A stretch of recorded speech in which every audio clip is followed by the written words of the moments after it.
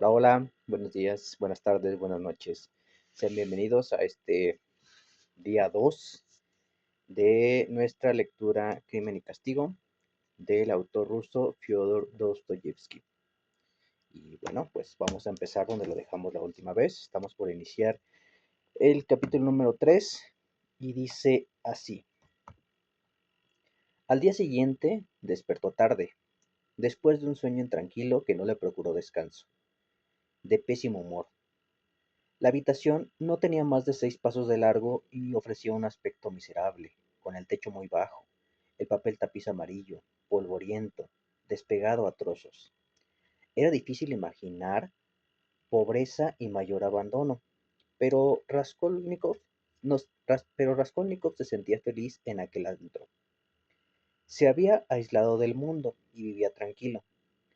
La simple presencia de la sirvienta, que de vez en cuando echaba a su habitación una ojeada, lo ponía fuera de sí. Así suele ocurrir a los enfermos mentales dominados por ideas fijas. Hacía 15 días que su patrona no le enviaba comida y no le había pasado por la mente pedirle explicaciones. Nastasia, la cocinera y única sirvienta de la casa, estaba encantada con el inquilino, cuya habitación había dejado de barrer y limpiar hacía tiempo. A ver otra vez. Nastasia, la cocinera y única sirvienta de la casa, estaba encantada con el inquilino, cuya habitación había dejado de barrer y limpiar hacía tiempo. Solo por excepción entraba en la bujardilla a pasar la escoba. Ella fue quien lo despertó aquella mañana y puso ante él una rajada tetera en la que quedaba todavía un poco de té y 2 terrones de azúcar amarillento.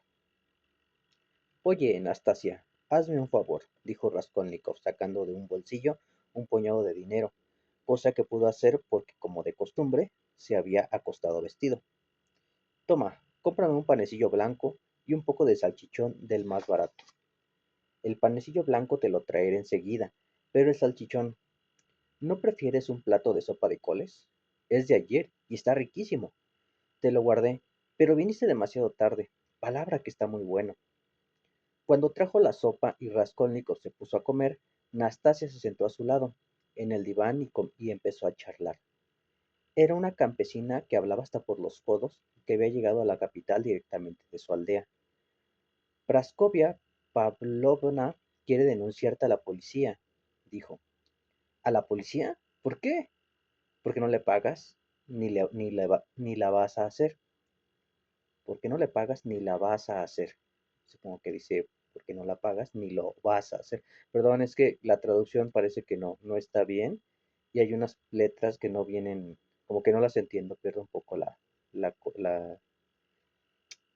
cómo va la lectura. Ustedes disculpen. Porque no le pagas ni lo vas a hacer. La cosa no puede estar más clara. Es lo único que me faltaba. Esa mujer es tonta.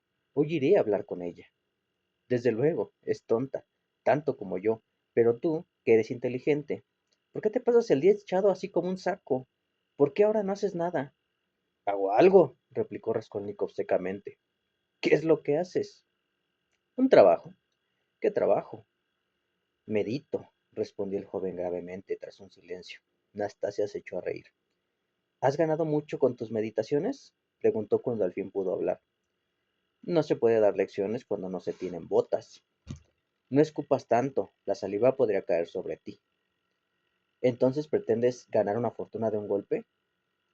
Raskolnikov le dirigió una mirada extraña. Sí, una fortuna, respondió firmemente tras una pausa. Bueno, bueno, no pongas esa cara tan terrible. ¿Y qué me dices del panecillo blanco? ¿Hay que ir a buscarlo o no? Haz lo que quieras. Ah, me olvidaba. Llegó una carta para ti cuando no estabas en casa. ¿Una carta? ¿De quién? Eso no lo sé. Lo que sé es que le di al cartero 3 kopecks. Tráela por el amor de Dios, exclamó Raskolnikov. Un minuto después tenía la carta en la mano. Como había supuesto, era de su madre, pues procedía del distrito de R. Esta- Estaba pálido. Hacía mucho tiempo que no había recibido ninguna carta, pero la emoción que agitaba su corazón en aquel momento obedecía a otra causa. Cuando Anastasia salió, el joven se llevó el sobre a sus labios y lo besó. La carta era larga. La letra, apretada, ocupaba 2 grandes hojas de papel por ambos lados. Mi querido Rodia, hace ya 2 meses que no te he escrito, y esto ha sido para mí tan penoso que incluso me ha quitado el sueño muchas noches. Perdóname este silencio involuntario. Ya sabes cuánto te quiero. Dania, Dunia y yo no tenemos a nadie más que a ti. Tú lo eres todo para nosotras. Toda nuestra esperanza, toda nuestra confianza en el porvenir. Solo Dios sabe lo que sentí cuando me dijiste que habías tenido que dejar la universidad hace ya varios meses por falta de dinero y que habías perdido las lecciones y no tenías ningún medio de vida. ¿Cómo puedo ayudarte yo con mis 120 rublos anuales, con mis 120 rublos anuales de pensión? Los 15 rublos que te envié hace 4 meses los pedí prestados con la garantía de mi pensión a un comerciante de esta ciudad llamado Bakruchine. Ya sabes por qué no he podido enviarte nada en estos últimos meses, pero ahora, gracias a Dios, creo que te podré mandar algo. Por otra parte, en estos momentos no podemos quejarnos de nuestra suerte, por el motivo que me apresuro a participarte. Ante todo, querido Rodia, tú no sabes que hace 6 semanas que tu hermana vive conmigo y que ya no tendremos que volver a separarnos. Gracias a Dios han terminado sus sufrimientos. El mal estaba en Dunetchka. Al entrar el año pasado en casa de los Svidrigailov como institutriz, había pedido por adelantado la importante cantidad de 100 rublos, comprometiéndose a devolverlos con sus honorarios. Por lo tanto, no podía dejar la plaza hasta haber saldado la deuda. Dunia, ahora ya puedo explicártelo todo, mi querido Rodia. Había pedido esta suma especialmente para poder enviarte los 60 rublos que entonces necesitabas con tanta urgencia y que, efectivamente, te mandamos el año pasado. En resumidas cuentas, que la vida de Dinechka era un martirio. A pesar de que recibía un trato amable y bondadoso de Marta Petrovna, la esposa del señor Svidrigailov, y de todas las personas de la casa, la situación de Dunia era aún más penosa cuando el señor Svidrigailov bebía más de la cuenta, cediendo a los hábitos adquiridos en el ejército, y esto fue poco comparado con lo que al fin supimos. Figúrate que Svidrigailov, el muy insensato, sentía desde hacía tiempo por Dunia una pasión que ocultaba bajo su actitud grosera y despectiva. Al fin no pudo contenerse, y con toda claridad le hizo proposiciones deshonestas. Ya puedes suponer lo que esto significó para tu hermana. Dunia no podía dejar su puesto, no solo porque no había pagado su deuda, sino por temor a que Marta Petrovna sospechara la verdad, lo que habría introducido la discordia en la familia. Aún había otras razones para que Dunia no pudiera dejar la casa hasta 6 semanas después. Ya conoces a Dunia, ya sabes que es una mujer inteligente y de carácter firme. Puede soportar las peores situaciones y encontrar en su ánimo la entereza necesaria para conservar la serenidad. Aunque nos escribíamos con frecuencia, ella no me había dicho nada de todo esto para no apenarme. El desenlace sobrevino inesperadamente. Marta Petrovna sorprendió un día en el jardín por pura casualidad a su marido en el momento en que acosaba a Dunia, y lo interpretó todo al revés, achacando la culpa a tu hermana. Al fin le envió a mi casa en una simple carreta.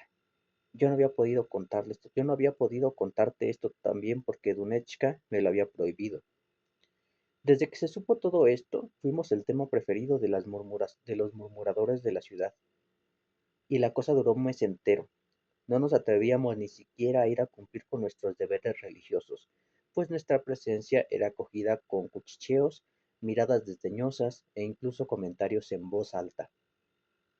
Por cierto que el casero nos había exigido que la desalojáramos. Después caí enferma. Tu hermana fue más fuerte que yo. Si hubieras visto la entereza con que soportaba su desgracia y procuraba consolarme y darme ánimos. Es un ángel. Pero la misericordia divina ha puesto fin a nuestro infortunio. El señor Svidrigailov ha recobrado la lucidez.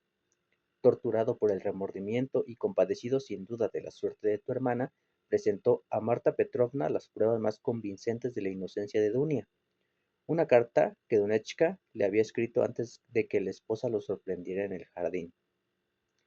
En una palabra, querido Rodia, que esta carta respira tal nobleza de sentimientos y está escrita en términos tan conmovedores que lloré cuando lo leí. E incluso hoy no puedo releerla sin derramar unas lágrimas. Además, Dunia pudo contar al fin con el testimonio de los sirvientes que sabían más de lo que el señor Svidrigailov suponía.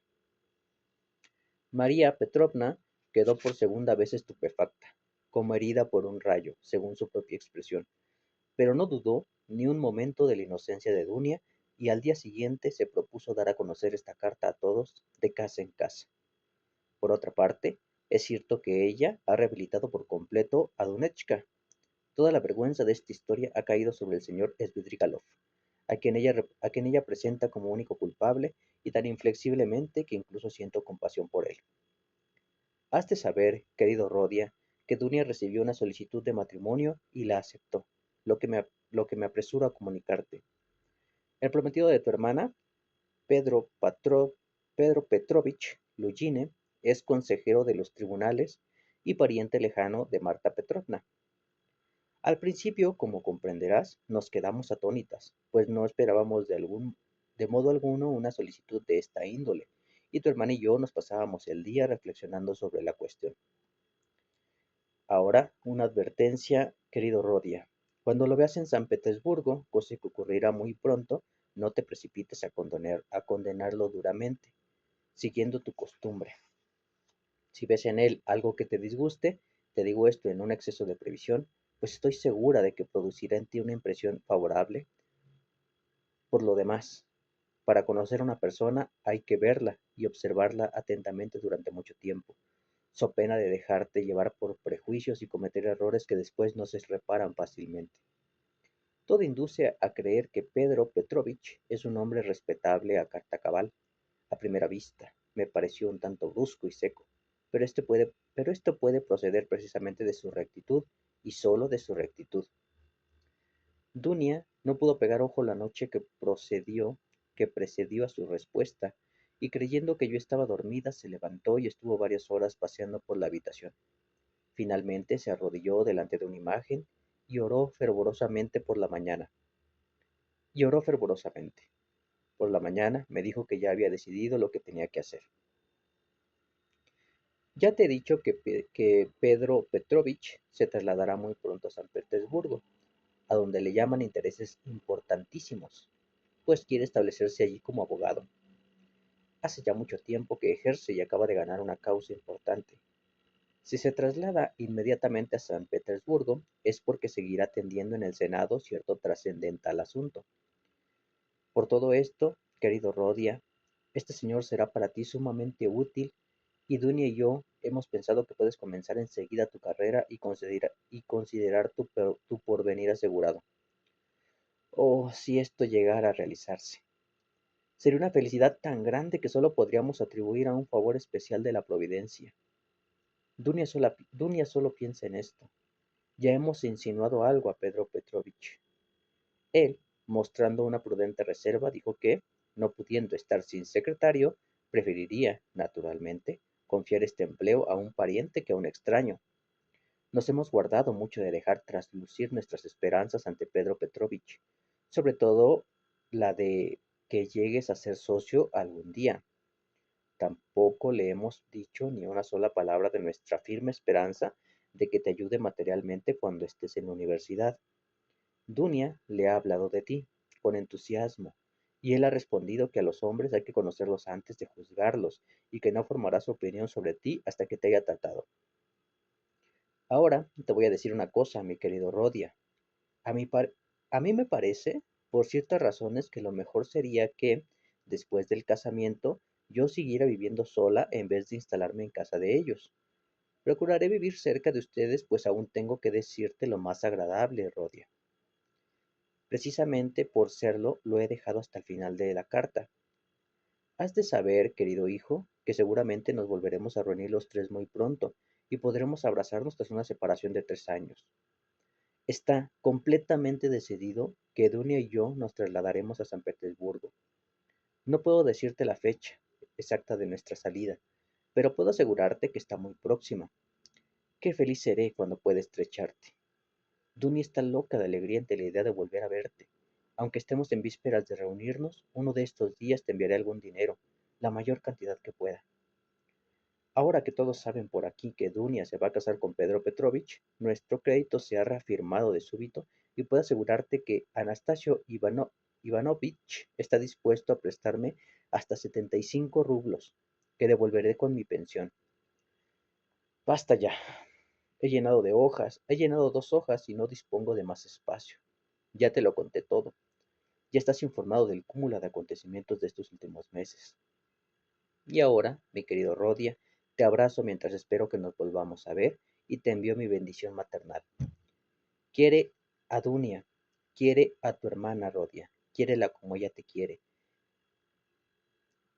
Ella, cuya ternura es infinita, ella te ama más que a sí misma.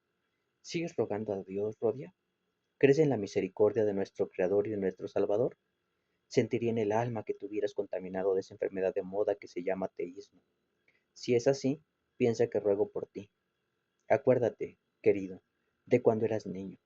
Entonces, en presencia de tu padre, que aún vivía, tú balbuceabas tus oraciones sentado en mis rodillas, y todos éramos felices. Hasta pronto. Te envío 1000 abrazos. Ay, qué bonito. Durante la lectura, las lágrimas bañaron el rostro de Raskolnikov, y cuando terminó, estaba pálido. Tenía las facciones contraídas en sus labios, se percibía su sonrisa densa, amarga y cruel. Apoyó la cabeza en su mezquina almohada y estuvo largo tiempo pensando. Su corazón latía con violencia, su espíritu estaba lleno de turbación. Sintió que se ahogaba en el cuartucho amarillo, que más que habitación parecía un baúl o una alacena.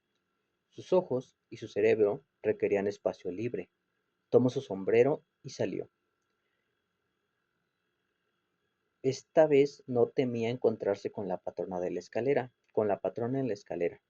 Tomó el bulevar B o V, caminó de Vasilievsky Ostrov, camino de Vasilievsky Ostrov, a ver otra vez. Tomó el bulevar B, camino a Vasilievsky Ostrov. Avanzaba con paso rápido, como apremiado por un negocio urgente. Como de costumbre, no veía a nada ni a nadie, y susurraba palabras sueltas, ininteligibles. La carta de su madre lo había trastornado, pero Raskolnikov no vaciló sobre el punto principal acerca de esta cuestión. Ya había tomado una decisión irrevocable. Ese matrimonio no se llevará a cabo mientras yo viva. Al diablo el señor Lugine. Oh, mamá. Su irritación crecía. Si hubiera encontrado en aquel instante al señor Lugine, seguro lo habría matado. Lo que más me gustó es el calificativo de hombre de negocios, y eso de que parece bueno. Vaya si lo es, encargarse de los gastos de transporte del equipaje, incluso del gran baúl. ¡Qué generosidad! Pero usted, señor Lugine, ¿qué piensa de todo esto? Ella es su prometida, ¿no? Sin embargo, ¿no se ha enterado usted de que la madre ha pedido un préstamo con la garantía de su pensión para atender los gastos del viaje? Ya lo dice el proverbio, el pan y la sal por partes iguales, los beneficios cada uno los suyos. Pero usted solo pensó en barrer hacia adentro. ¿Es que no ven ellas estas cosas o es que no quieren ver nada? Y dicen que están contentas. Cuando pienso en esto, no es sino la flor del árbol y que el fruto ha de madurar todavía. Como si mamá tuviera el dinero para arrojarlo por la ventana con- como si mamá tuviera el dinero para arrojarlo por la ventana. ¿Con qué llegará a San Petersburgo? ¿Con 3 rublos o 2 pequeños billetes como los que mencionaba el otro día la vieja usurera? ¿Cómo cree que podrá vivir en San Petersburgo? Rechazan la verdad hasta el momento en que el hombre idealizado les da un puñetazo en la cara. Me gustaría saber si el señor Lugin está condecorado. Estoy seguro de que posee la cruz de Santa Ana y se adorna con ella en los banquetes ofrecidos por los hombres de empresa y los grandes comerciantes. Mamá dice en su carta que Dunia posee tal entereza que es capaz de soportarlo todo. Esto ya lo sabía yo.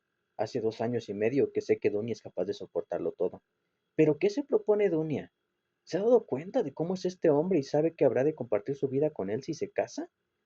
No, la Dunia que yo conozco es distinta a la de la carta y estoy segura de que no ha cambiado. Aunque el señor Lugine estuviera hecho de oro puro y brillantes, Dunia no se avendría a ser su concubina legítima. ¿Por qué pues lo ha aceptado? Es evidente que en este caso solo se trata de Rodion Romanovich Raskolnikov. Es evidente que en este caso solo se trata de Rodion Romanovich Raskolnikov. Él ocupa el primer plano. ¿Cómo proporcionarle la felicidad, permitirle continuar los estudios universitarios, asociarlo con un hombre bien situado, asegurar su porvenir? Oh, adorados e injustos seres. ¿Pero han medido bien la magnitud del sacrificio? ¿Saben lo que significa? ¿No es demasiado duro para ustedes? ¿Es útil? ¿Es razonable? Esto te costará caro, Dunia, muy caro. ¿Y qué sucederá si el sacrificio es superior a tus fuerzas? ¿Si te arrepientes de lo que has hecho? Dices que la boda no se celebrará, pero ¿qué harás para impedirla? ¿Y con qué derecho te opondrás? Tú les dedicarás tu vida y porvenir cuando hayas terminado los estudios. Ya sabemos lo que eso significa. No son más que castillos en el aire. Ahora, inmediatamente, ¿qué harás? Pues es ahora cuando debes hacer algo, ¿comprendes?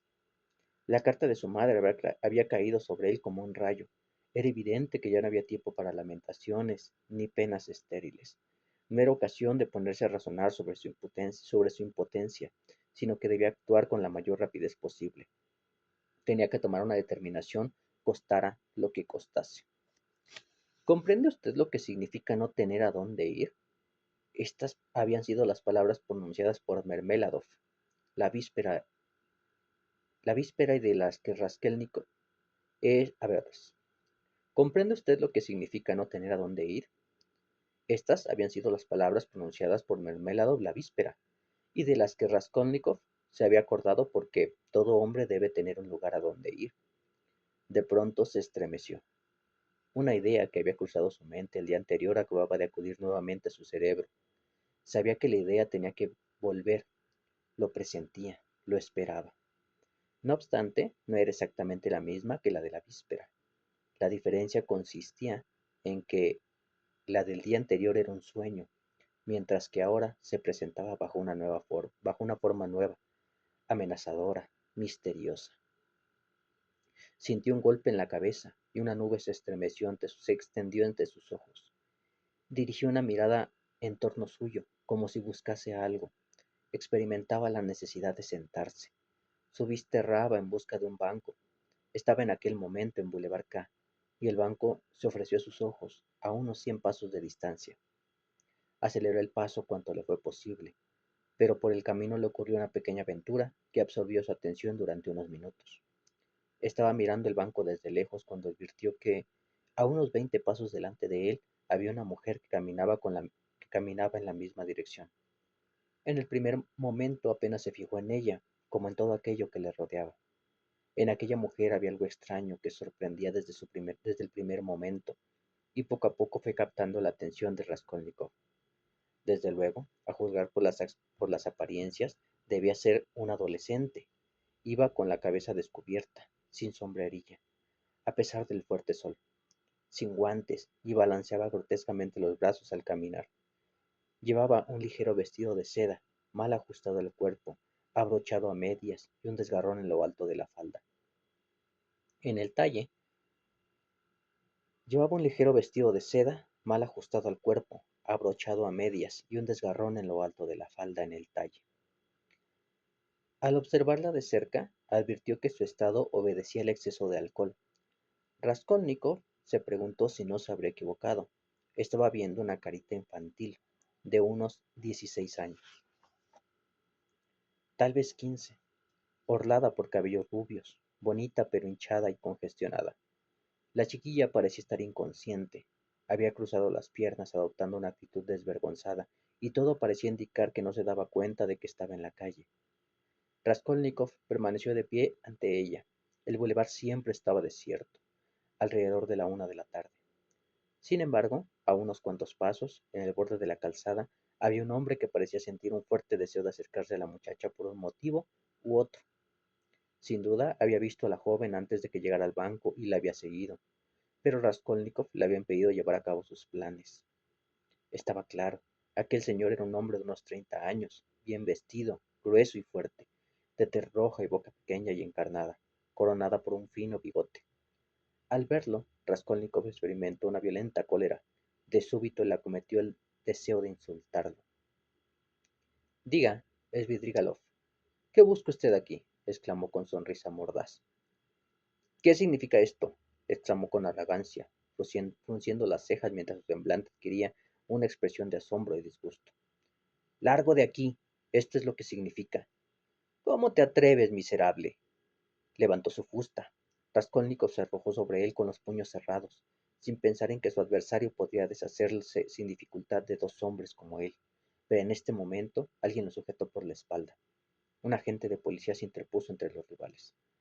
Calma, señores, no se admiten peleas en lugares públicos, y preguntó a Raskolnikov, al reparar en su destrozado traje. ¿Qué le ocurre a usted? ¿Cómo se llama? Raskolnikov lo examinó atentamente. El policía tenía una noble cara de soldado y lucía mostachos con grandes patillas. Su mirada parecía llena de inteligencia. Precisamente es usted el hombre que necesito, gritó tomándole el brazo. Soy Raskolnikov, antiguo estudiante. Venga, guardia, quiero que vea una cosa. Y sin soltar el brazo del policía, lo condujo al banco. Venga, mire, está completamente embriagada. Hace un momento se paseaba por el bulevar. Sabe Dios lo que será, pero desde luego no tiene aspecto de mujer alegre profesional. Yo creo que la han hecho beber y se han aprovechado de su embriaguez para abusar de ella. ¿Comprende usted? Y ahora mire, parece helado ese señor con el que he estado a punto de llegar a las manos. Hace un momento, hace un momento, otra vez. Y ahora mire, para ese lado, ese señor con el que he estado a punto de llegar a las manos, hace un momento, es un desconocido para mí. Es la primera vez que lo veo. Él la vio como yo, hace unos instantes en su camino, se dio cuenta de que estaba bebida, inconsciente, y sintió un vivo deseo de acercarse a ella y, aprovechándose de su estado, llevársela Dios sabe a dónde. Estoy seguro de no equivocarme. Mire, se ha retirado un poco y para disimular está haciendo un cigarrillo. ¿Cómo podríamos librar de él a esta pobre chica y llevarla a su casa? Piense, a ver si se le ocurre algo.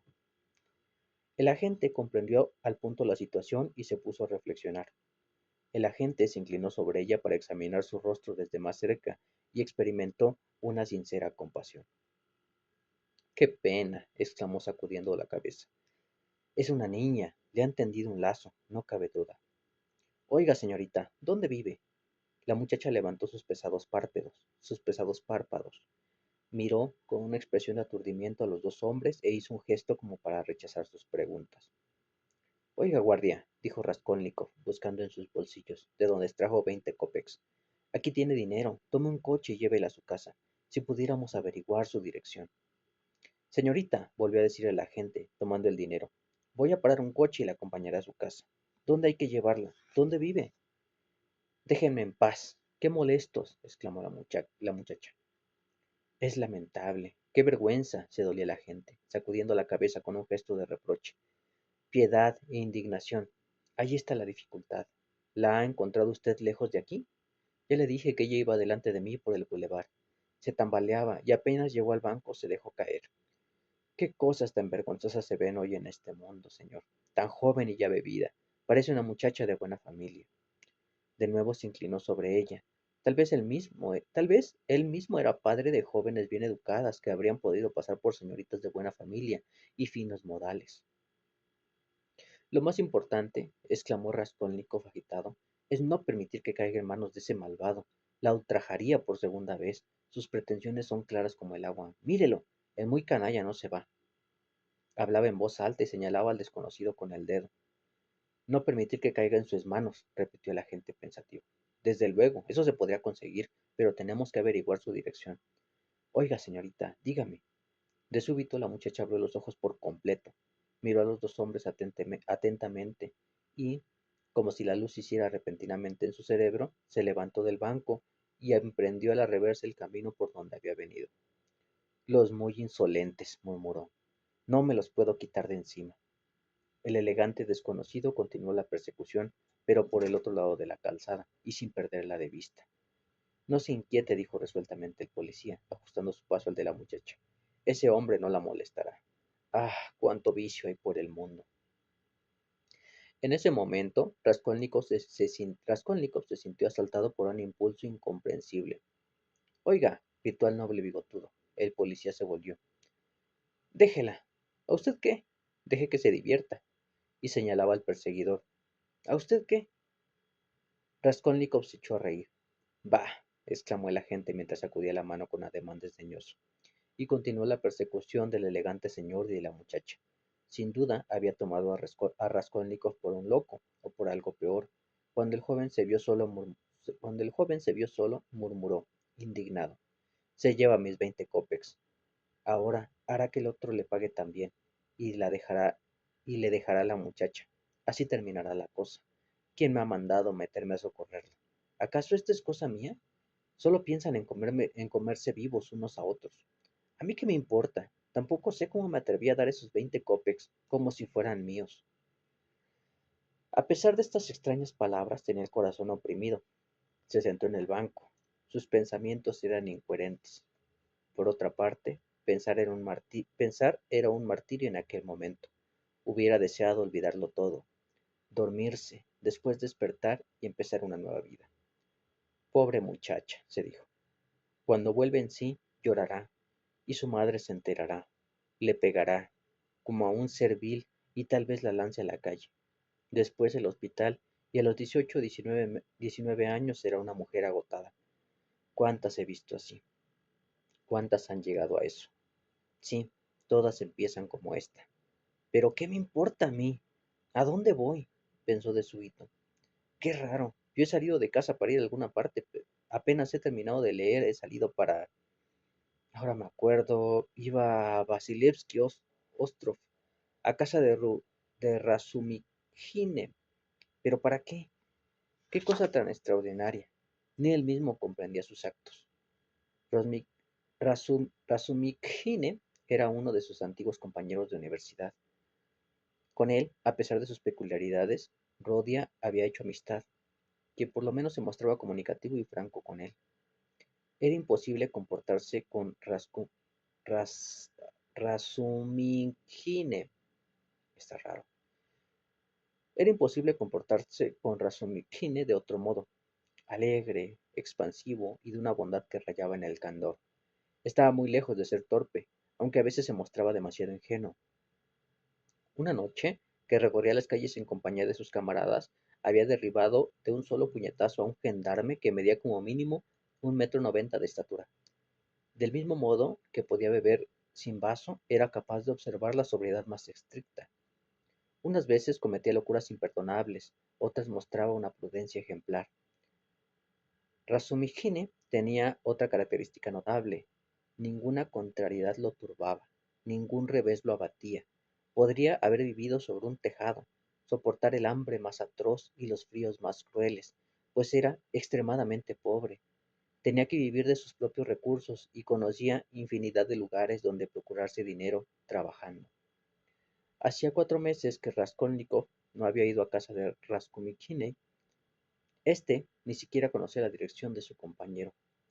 Un día, hacía unos 2 meses, se habían encontrado en la calle, pero Raskolnikov se había desviado e incluso había pasado a la otra acera. Razumikhine, aunque había reconocido perfectamente a su amigo, había fingido no verlo, a fin de no avergonzarlo. Bueno, hasta aquí se queda la lectura del día de hoy. Nos quedamos por empezar el capítulo 5. Hasta la próxima.